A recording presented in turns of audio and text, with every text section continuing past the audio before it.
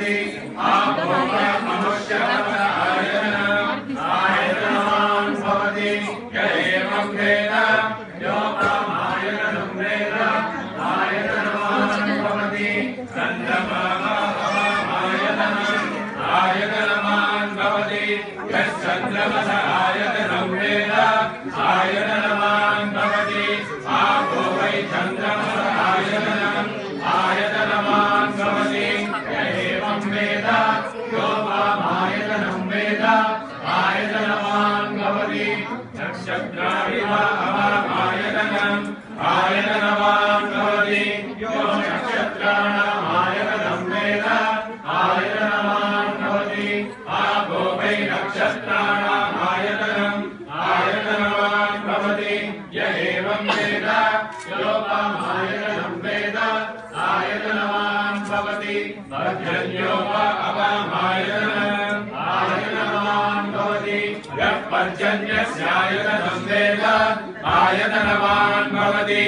आपो वै पर्जन्यस्यायतनम् आयतनवान् भवति य एवं वेद योपमायतनं वेद आयतनवान् भवति संवत्सरो वा अपामायतनम् आयतनवान् भवति यः संवत्सरस्यायतनं वेद आयतनवान् भवति आपो वै संवत्सरस्यायतनम् आयतनवान् भवति य एवं वेद योऽप्सुनाभं प्रतिष्ठितां वेद प्रत्येव तिष्ठति राजाधिराजाय प्रसय्य साहिने नमो वयं वै श्रवणाय कुर्महे समे कामान् कामकामाय मह्यम् कामेश्वरो वै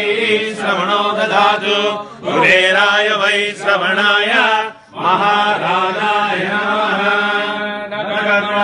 प्रजया धनेन त्यागेनैके अमृतत्वमानसः वरेण दातुं निहितं गुहायां विभ्राजते तत्यतयो विशन्ति वेदांत विज्ञान सुनिश्चितार्था संन्यास योगाद्यतय शुद्धसत्त्वाः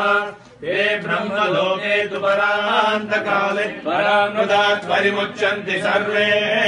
दग्धं विपापं परमेष्मभूतं यत्पुण्डरीकं पुरमध्य सद्गुस्तम् तत्रापि दहनं गगनं विशोकस्तस्मिन् यदन्तस्तदुपासितव्यम् यो वेदादौ स्वर प्रोक्तो वेदान्ते च प्रतिष्ठितः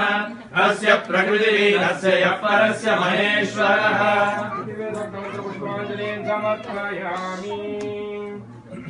Everybody offer flowers from that side.